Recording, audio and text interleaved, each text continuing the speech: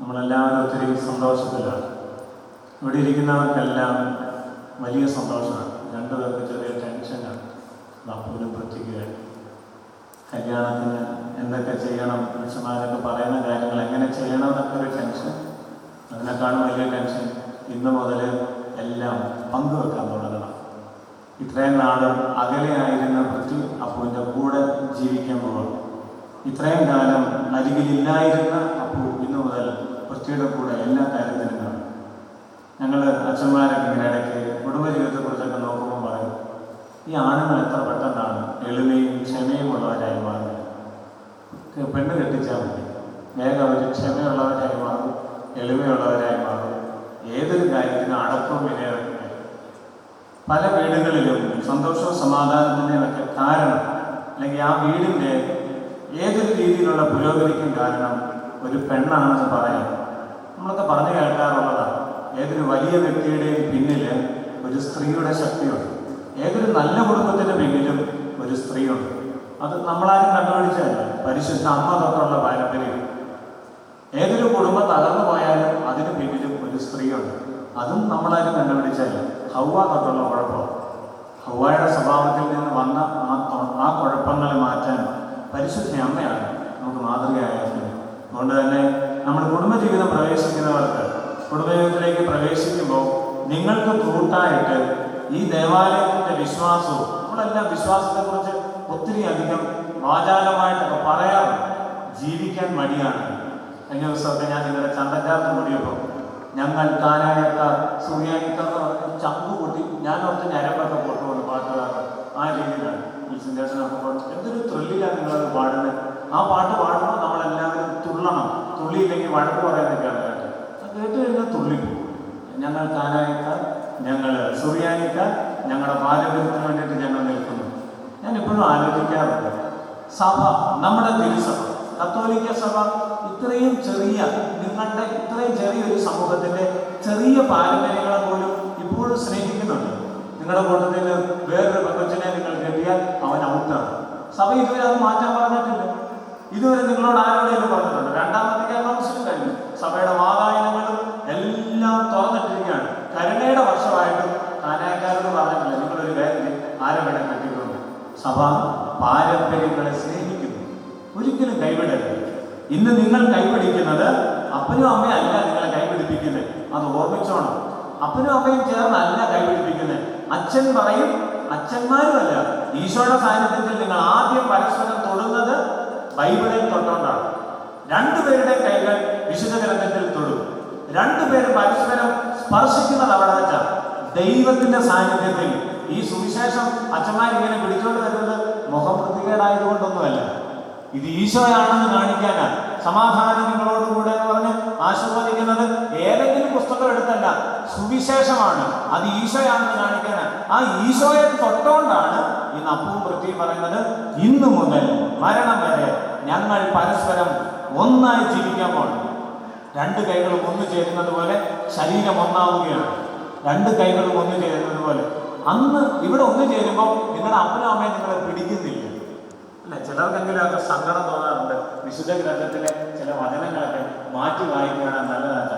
ആകെയാണ് ഭർത്താവ് അപ്പനെയും അമ്മയും ഉപേക്ഷിച്ച് ഭാര്യയോട് ചേരുന്നു. എന്തിനാ ഇങ്ങനെ ഉപേക്ഷിക്കുന്നത്?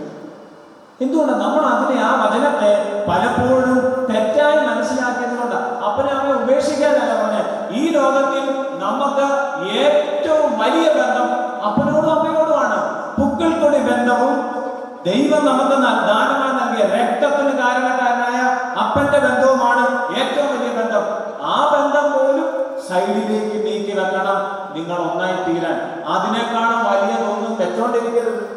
ഇന്നു മുതൽ ജീവിതത്തിലേക്ക് ആരംഭിക്കുമ്പോൾ നിന്റെ ഇഷ്ടങ്ങൾ, അത് അപ്പനും അമ്മയാണെ പോലും നിന്റെ ജീവിത പങ്കാളിക്ക് വേണ്ടിയിട്ടൊന്ന് മാറ്റി വെക്കണം. അവരെ തൊഴിച്ച് പുറത്തിടണമെന്ന് ഈ വചനത്തിന് അർത്ഥമില്ല. അവരെ മാറ്റി നിർത്തണമെന്നല്ല, അവരെ മാറ്റി നിർത്താനല്ല പറഞ്ഞിരിക്കുന്നത്. അതിനെപ്പോലും ഞാൻ എൻ്റെ ജീവൻ പണയം വെച്ചും നിന്നെ സ്നേഹിക്കും എന്ന് പറഞ്ഞാൽ അതിന്റെ അർത്ഥം ഞാൻ ചത്തേക്കാന്നല്ല. നിനക്ക് വേണ്ടി ജീവൻ കളയാനും എനിക്കിഷ്ടമാണ്, അത്രമാത്രം സ്നേഹിക്കുന്നു എന്ന് പറഞ്ഞതുപോലെ അപ്പവും പൃഥ്വിയും ഇന്ന് ഒന്നാകുമ്പോൾ നിങ്ങളുടെ ബന്ധത്തിന്റെ ഏറ്റവും വലിയ എക്സ്പ്ലനേഷൻ സഭ പറയുന്നത് ഇപ്രകാരം: അപ്പനും അമ്മയും നിനക്ക് ജന്മം നൽകിയ, നിനക്ക് ജീവൻ നൽകിയ അപ്പനും അമ്മയെ പോലും മറന്ന് നിങ്ങൾ ഒന്നാകണം. ഇവരുടെ കാര്യം ചർച്ച ചെയ്യാൻ വേണ്ടിയിട്ടൊന്നും അല്ല, ഇവർക്ക് ഞങ്ങൾ ഒത്തിരി ക്ലാസ് കൊടുക്കുക. ഈ പുറകിൽ ഇരിക്കുന്നവർക്കും ഇതൊക്കെ ഒന്ന് ഓർമ്മിക്കുന്ന നല്ലതാണ്. എല്ലാ കല്യാണത്തിനും വരുമ്പോൾ ചെറുക്കൻ്റെയും പെണ്ണിൻ്റെയും വേഷവിധാനങ്ങൾ നോക്കി, അല്ലെങ്കിൽ പാട്ടുകാരുടെ എണ്ണം നോക്കിയോ പൂക്കളുടെ കളർ നോക്കിയോ ഇരുന്ന് പോകരുത്. ഒന്ന് റീതിങ്ക് ചെയ്യുന്ന നല്ലതാണ്. ചില മൃഗങ്ങൾ നമുക്ക് മാതൃകയാണ്. മൃഗങ്ങൾ ഭക്ഷണം വെട്ടി വിഴുങ്ങും, അത് കഴിഞ്ഞ് പിന്നീട് കിടന്നിട്ടാണ് അയവറക്കുന്നത്. മനുഷ്യൻ അയവറക്കാത്ത ജീവിയാണ്. അവൻ ചവയ്ക്കുന്നുമില്ല, വിഴുങ്ങുവാണ് അവനും. അയവറക്കുന്ന ഒരു സംവിധാനം കൂടെ മനുഷ്യന് വേണമെന്ന് തോന്നുന്നു. ഏതൊരു കാര്യം പറഞ്ഞാലും, ഏത് പ്രസംഗങ്ങളും, ഏത് ധ്യാനവും നമ്മളെല്ലാം ഒന്ന് വിഴുങ്ങുകയാണ്, പിന്നെ നമ്മൾ അതങ്ങ് മറക്കുകയാണ്. വീട് റീതിങ്ക് ചെയ്യുന്നില്ല. നിങ്ങളുമെല്ലാം കുടുംബജീവിതം ആരംഭിച്ചവരാ. ഇന്ന് കാനായിലെ കല്യാണ വിരുന്ന് നമ്മൾ കണ്ടില്ലേ? സുന്ദരമായ ഒരു കഥയാണ്. നമ്മളൊക്കെ ഇന്നത്തെ കാലത്ത് ജീവിക്കുമ്പോൾ അച്ഛന്മാരെക്കാളും ഒത്തിരി നല്ല എക്സ്പ്ലനേഷൻ കൊടുക്കുന്നവര് ഫേസ്ബുക്കിലും വാട്സപ്പിലും ഒക്കെ ഉണ്ട്. അവരൊക്കെ കൊടുക്കുന്ന എക്സ്പ്ലനേഷൻ ഒക്കെ കണ്ടു കഴിയുമ്പോൾ ഞെട്ടിപ്പോകും ചിലപ്പോൾ. കാനായിലെ കല്യാണത്തിന് ദൈവം അപ്പോൾ വീഞ്ഞൊക്കെ വർദ്ധിപ്പിച്ചപ്പോൾ പല സ്ഥലത്തും 12 കൊട്ട മിച്ചം വന്നു. പക്ഷെ കാനായിലെ കല്യാണത്തിന് ദൈവം വീഞ്ഞ് വർദ്ധിപ്പിച്ചു, ഒരു തുള്ളി പോലും മിച്ചം വന്നില്ലല്ലോ. അങ്ങനെയുണ്ട്. ആ പാരമ്പര്യമാണ് നമ്മുടേതെന്ന്. അത്രമാത്രമാണ്. ഇവിടെ പറയുന്ന പല കാര്യങ്ങളും നമ്മൾ ശ്രദ്ധിക്കാതെ പോകുന്നു. കാനായിലെ കല്യാണ വിരുന്ന് ആ ഭാഗം വായിക്കാൻ ഇഷ്ടമുള്ള ഒത്തിരി കുടിയന്മാരുമുണ്ട്. ദൈവം വെള്ളം പോലും വീഞ്ഞാക്കിയതാ, പിന്നെ വീഞ്ഞ് കുടിച്ചാൽ എന്താ കുഴപ്പം എന്ന് ചോദിക്കാനും ആഗ്രഹിക്കുന്ന ഈ വചനമാണ് എടുക്കുന്നത്. പക്ഷേ ഈശോ വർദ്ധിപ്പിച്ചു കൊടുത്ത വീഞ്ഞ് നമുക്ക് ശരീരത്തിന് ലഹരി പിടിക്കാനുള്ളതല്ല, സ്നേഹത്തിന്റെ ലഹരിയാണ്. ഇവിടെ നമ്മൾ ശ്രദ്ധിക്കേണ്ട ഒരു കാര്യം ഇതാണ്. ഈ കല്യാണ വിരുന്നിന്, കല്യാണത്തിന്റെ തലേദിവസമൊക്കെ ആണെങ്കിലും ഞാൻ ശ്രദ്ധിച്ചാണ്, ചന്തം ചാർത്തുന്ന അന്നത്തെ ദിവസം ഞാൻ വിചാരിച്ചാണ് അപ്പൂന്റെ കൈവിരൽ തികഞ്ഞില്ലെങ്കിൽ എന്റെ വിരൽ കൊടുത്താലോ, മോതിരമൊക്കെ ഇടാൻ നേരം. നിങ്ങളെല്ലാവരും സ്നേഹത്തിന്റെ പ്രതീകമായി നിങ്ങൾ പലതും കൊടുക്കാറുണ്ട്. ചിലർ കെട്ടിപ്പിടിക്കുന്നു, ഓരോന്ന് ചെയ്യാറുണ്ട്. ഇന്നിപ്പം വിവാഹം ആസ്വദിക്കാൻ നേരം അച്ഛൻ 2 കൊന്ത എടുത്തു കൊടുക്കും. പണ്ട് ഞാനൊരു വീട്ടിൽ ചെന്ന് ഒരു കൊച്ചിന് കൊന്ത കൊടുത്താൽ പറയും, അച്ഛന്മാർക്ക് ഇതേ തരാനുണ്ടോ? വേറൊന്നും ഇല്ലേ തരാൻ?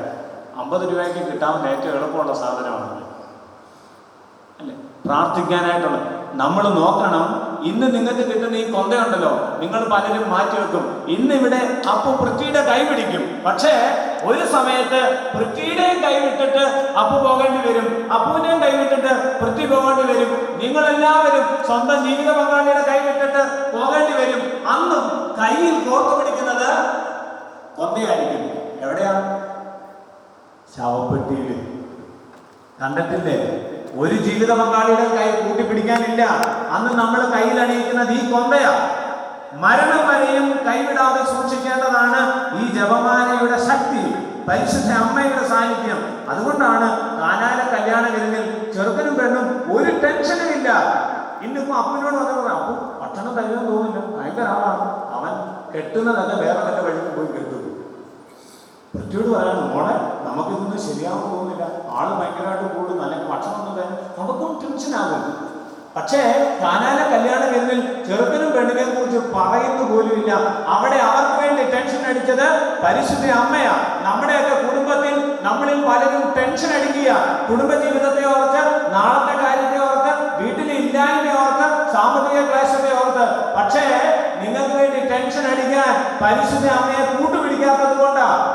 കാനായിലെ കല്യാണ വിരുന്നിൽ അവൾ ചെന്ന് ഈശോയോട് പറഞ്ഞു, മകനെ അവർക്ക് വീഞ്ഞില്ല, ശൂന്യമാണ്, ശൂന്യമായ കൽഭരണി മാത്രമേ ഉള്ളൂ.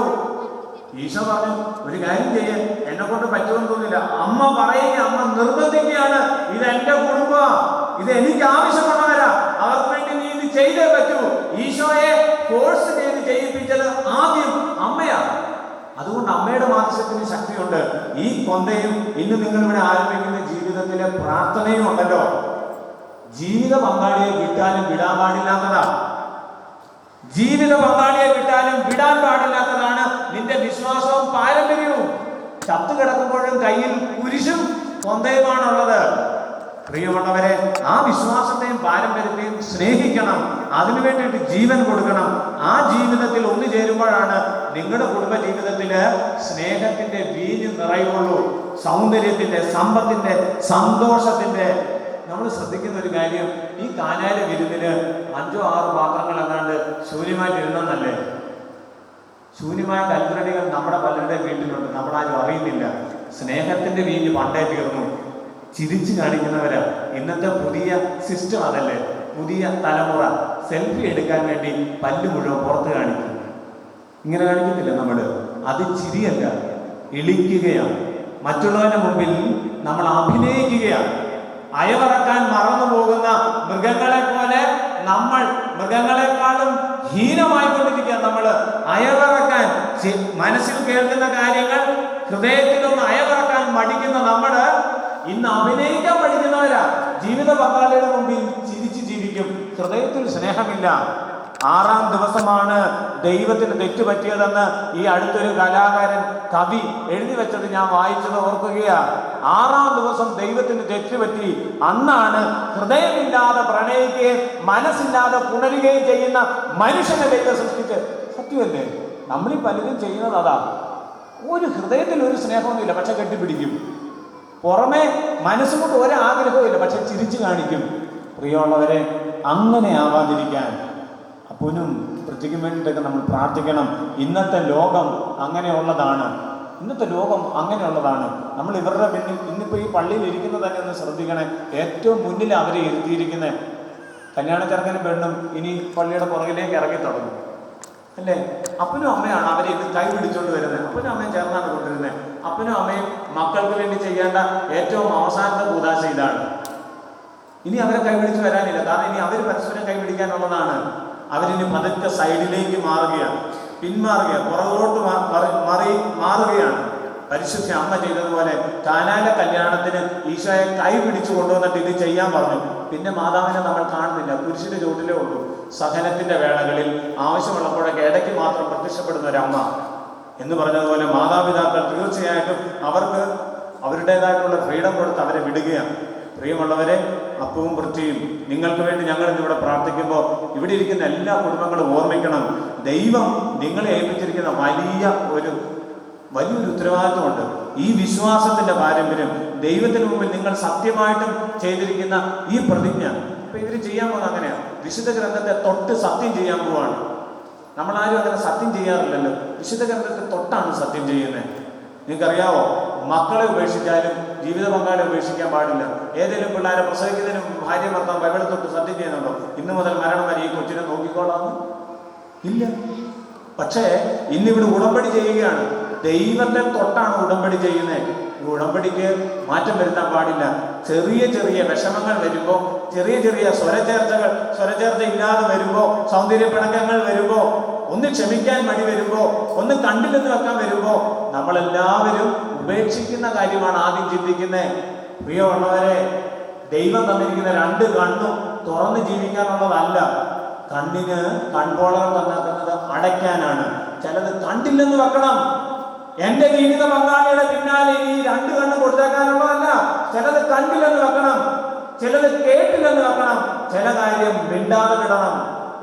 ദൈവം ആഗ്രഹിക്കുന്നത് അതാണ്. ക്ഷമിക്കാൻ, സ്നേഹിക്കാൻ, കരുണ കാണിക്കാൻ നിങ്ങൾക്ക് സാധിക്കട്ടെ. ഈ പുണ്യങ്ങളൊന്നും മറന്നു പോകാതിരിക്കാൻ നമ്മൾ പള്ളിയിൽ ഇടയ്ക്കിടയ്ക്കൊക്കെ പോയി ഇതൊക്കെ ഓർമ്മിക്കണം. ഏറ്റവും സങ്കടകരമാകുന്ന കാര്യം എന്താണെന്നറിയോ? കല്യാണത്തിന് അച്ഛന്മാരൊക്കെ ഒത്തിരി കാണും. കല്യാണം കഴിഞ്ഞാൽ പിന്നെ അവരെ ആരും ഓർമ്മിക്കുന്നില്ല. ഞങ്ങളെ ഇടയ്ക്ക് ഓർക്കണമെന്നല്ല, നിങ്ങൾ ഇടയ്ക്കിടയ്ക്കൊക്കെ ദേവാലയത്തിൽ പോകുമ്പോൾ നിങ്ങളുടെ പ്രയാസങ്ങൾ, നിങ്ങളുടെ സങ്കടങ്ങൾ ചർച്ച ചെയ്യാനാ ദൈവം ഒരു വികാരിയച്ഛനെ പള്ളിയിൽ ഇരുത്തുന്നത്. ഒരു വികാരവും ഇല്ലാത്ത അച്ഛനാണെന്ന് കരുതുന്നത്. നിങ്ങൾക്കൊക്കെ വേണ്ടിയിട്ട് സ്നേഹിക്കാൻ, നിങ്ങളുടെ സ്നേഹത്തിന്റെ പ്രയാസങ്ങൾക്കിടയിൽ നിങ്ങളെ ശക്തിപ്പെടുത്താൻ വേണ്ടിയിട്ട് ദൈവം തന്നിരിക്കുന്ന സാന്നിധ്യമാണ്. പ്രിയമുള്ളവരെ, സഭയോട് ചേർന്ന് ഈ വിശ്വാസത്തിന് മുന്നോട്ട് പോകാൻ നിങ്ങൾക്ക് സാധിക്കട്ടെ. ഇവിടെ കൂടിയിരിക്കുന്ന ഒത്തിരി പേർക്ക്, സുന്ദരന്മാരും സുന്ദരികളുമായി ഒത്തിരി പേര് വന്നിട്ടുണ്ട്. കുടുംബ ജീവിതത്തിലേക്ക് നിങ്ങളിപ്പോൾ കടന്നു വന്ന വഴിയിൽ ഒത്തിരി പൂക്കൾ വിരിച്ചിട്ടുണ്ട്. ഒത്തിരി പൂക്കൾ അവിടെ ഇവിടെ എല്ലാം വെച്ചിട്ടുണ്ട്. കുടുംബജീവിതത്തിന്റെ തുടക്കത്തിൽ എല്ലാം സുന്ദരമാണ്. പക്ഷേ ഇതിന്റെ സൗരഭ്യവും കുറയാതിരിക്കാൻ പരിശുദ്ധ അമ്മയുടെയും തിരുസഭയുടെയും കൂദാശകളും സ്വീകരിച്ച് നമുക്ക്